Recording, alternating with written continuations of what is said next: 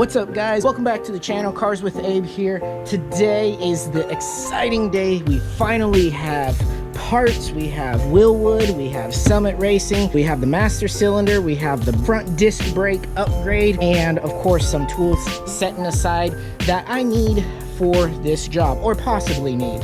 I wasn't sure, so I wanted to make sure that I have everything so it would not hinder today's job. So without further ado, let's dive right in. Box in a box. That's when you know it's secure. Oh, sweet. Stickers. You know that adds like 10 horsepower right there. All right, so what do we have here? We have the proportioning valve from Wilwood, bracket, lines that go from the master cylinder to the proportioning valve on the bottom there. Some more stickers. Sweet. This is the master cylinder. Let's see what kind of goodies it comes with. Directions. That's a plus because I don't know what I'm doing here.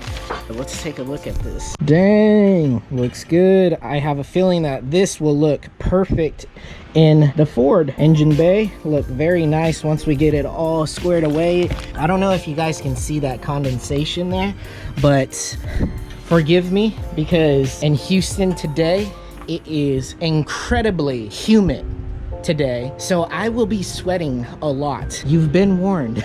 All right, and then we have the whole kit in this box. Of course, more stickers, instructions. We're definitely gonna need that. So I imagine these are the brake calipers for the front. I went ahead and I went with 4 piston instead of like 6 pistons. I didn't go with a fancy color or anything like that, just like that normal gray one, because it was cheaper and because I didn't want anything flashy. But you know, I do kind of like that everything has stickers. Bearings, cotter pins, all that good stuff. The rotors come as a hub, so we do have to pack the bearings, the seals, the whole 9 yards, and put them back on. Here's the thing, guys. Wilwood claims that this brake kit does work with the OEM drum brake spindles on the Ford, so we're about to find out. If they don't, we're in for a rude awakening.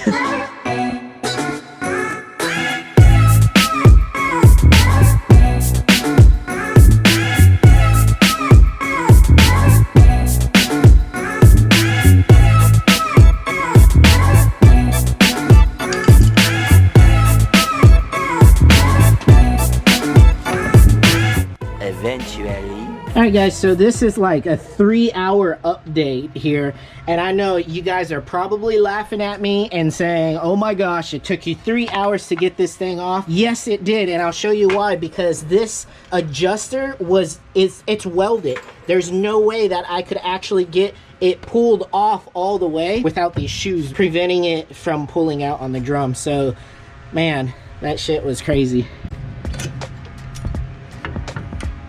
So we have the backing plate off. Obviously, this is probably not the way to do it because the hose is still attached and it kind of stretches out and stuff like that. So I'm not saying necessarily do it like this, obviously, but I'm not concerned about this hose because we do have steel braided lines with the new kit. I'll take this off next step, and then we should be going back together with the brackets and everything. I mean, honestly, for a beginner and never having to do this at all in my entire life, any disc brake conversions at all, honestly, we're kind of moving along, I feel like. All right, so we have everything off finally. Let's see these instructions here and see what we're working with. Because maybe at some point I might go on YouTube and see exactly what's going on.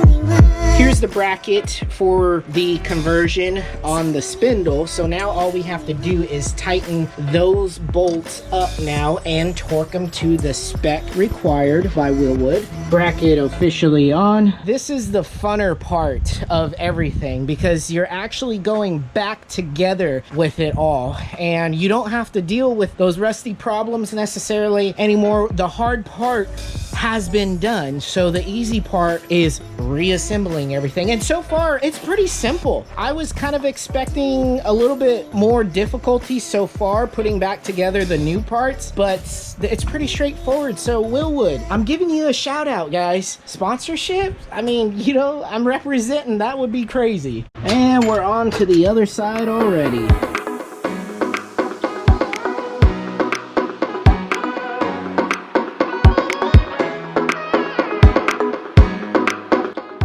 Second one off.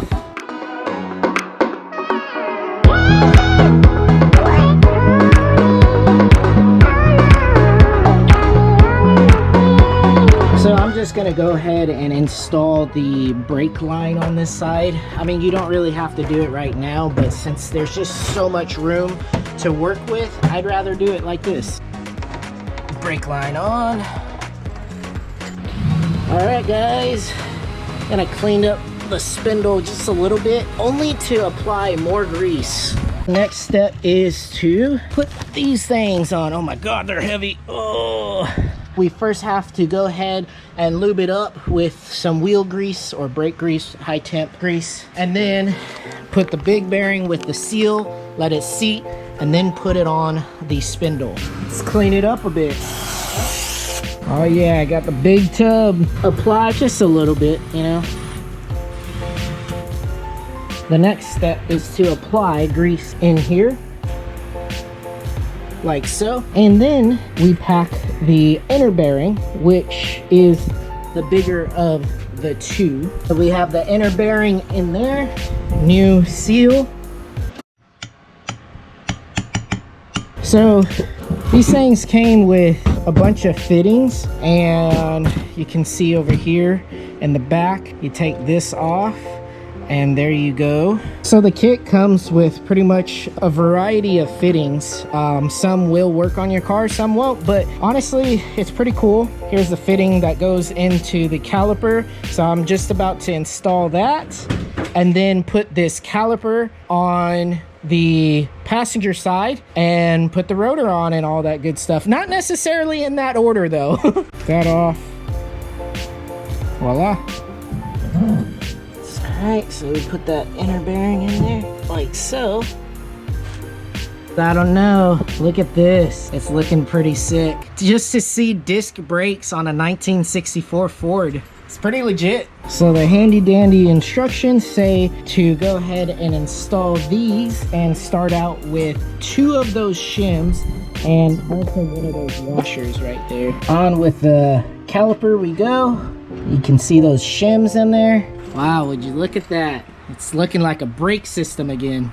One thing Wilwood does, they ask you to make sure the alignment of the rotor is good. And as of right now, it looks like the alignment is good, like the rotor is in the center of the brake caliper with those 2 shims. Otherwise, I would have to adjust it, but I do need some tightening down to do, so we'll go ahead and do that. Go ahead and slide those in like so.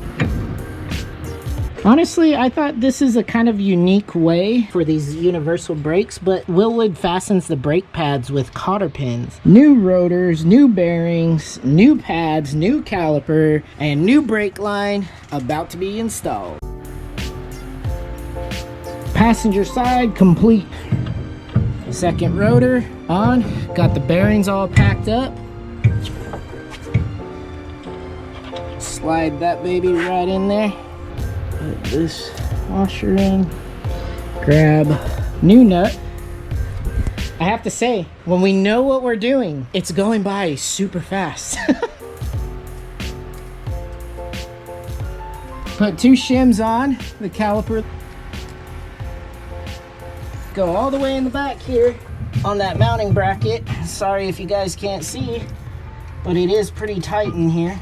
Line it up with the threaded holes of those mounting brackets that you put on that spindle. Just kind of finger start all bolts. That way you don't have to worry about the brake caliper falling on you. And tighten her all the way.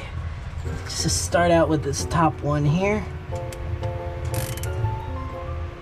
Second set of pads. Oh man, I don't know if I even want to show myself right now because guys, Texas heat is something else, let me tell you. Anyways, pads slide in so easy. Make sure the friction material, of course, is on the rotors.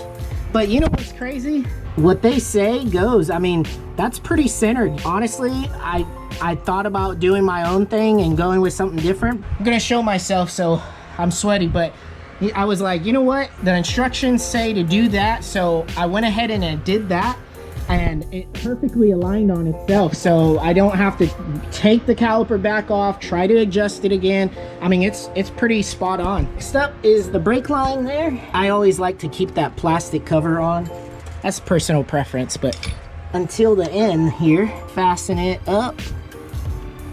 I know you guys can't see much in here. It's pretty dark, sorry, but it's getting evening time now. Brand new front brakes. Now we don't have the master cylinder, we don't have the rear brakes on, but I'm calling it for today. Tomorrow we will be back here, same video, do the master cylinder with what you see over here, the proportioning valve there. Tomorrow for sure. What's up guys? So another day for us, and we have installed the rotors perfectly fine there, and let the disassembly begin. Fritz, jobs can be so much harder with the wrong tools, honestly guys. Using a crescent to break these brake lines sucks. These lines are bone dry though. No fluid whatsoever. Line 2 is off. Such another hot day. So we had to take off the driver's side front tire so that way we can take off the line through here, because honestly it's pretty much like welded onto there. We can't get a good grip because it's like, you know, this beam is in the way or whatever. But I wanted to show you something while we have the wheel off. What keeps getting hit on the wheel is this lip right here. You see that shiny piece of metal right there? Each time that lip gets hit, it's hitting the caliper, which is right here. So you see that shine, and unfortunately we hit it a couple of times. Didn't really mess up the caliper, but we definitely need to get a new wheel and tire. I'm gonna go ahead and go inside the car. I got the clip out for this push rod here. So theoretically, it should come right out. Oh, nice, look at that. Now there's like a little bushing in there too. If you could see that, that kind of looks really torn up. And just like that, it's out. Pedal sinks to the floor because nothing's holding it. We're moving along. Second bolt out of the firewall, disconnect it from the pedal. All right, so this is what we actually had to do, is we had to take the master cylinder, the old master cylinder out with this line, which goes to the driver's side here, because this line was like totally welded onto here. And as you can see, well, some of this is ours, but as you can see, like it was already kind of rounded off. Like someone a while back had attempted to take it off. We use this pipe wrench for the fuel filter as well. I'm telling you, pipe wrenches sometimes are the way to go. We are going to mock up kind of like a vice grip because we don't have a vice grip. We are going to bench bleed this master cylinder. It's pretty cool because when you open the package, Wilwood did give us the bleeder kit. And honestly, I was kind of surprised because I wasn't sure. They didn't mention anything about it. And when I called them, they couldn't tell me. So I purchased some cheap bleeder kits from O'Reilly's because I wasn't sure if I would need them or not. Don't need them whatsoever. We'll put these lines in the master cylinder like so. Obviously, we're gonna fill it up with brake fluid, and then we have to compress this rod back here multiple times. So I lied. We have a makeshift vice grip. It works. Pretty sure this is used just for wood. Brake fluid is in, and now we pump. It is looking really nice. We do have the master cylinder pretty much on. All we have to do is snug it up a little bit. The next video, the brakes will be in for the rear. Get those on. We already have the master cylinder on. It has been bench bled, as well as the front rotors. Gives me some time to get some wheels. Now, they may not be anything special at all. Maybe steel wheels type thing or whatever, but without further ado, this effectively ends today's video. Please smash that like button. Don't forget to subscribe and hit that notification bell so you know exactly when I upload a new video. for this Ford every time. There's still lots to do, and don't miss out on the first drive because I am so stoked.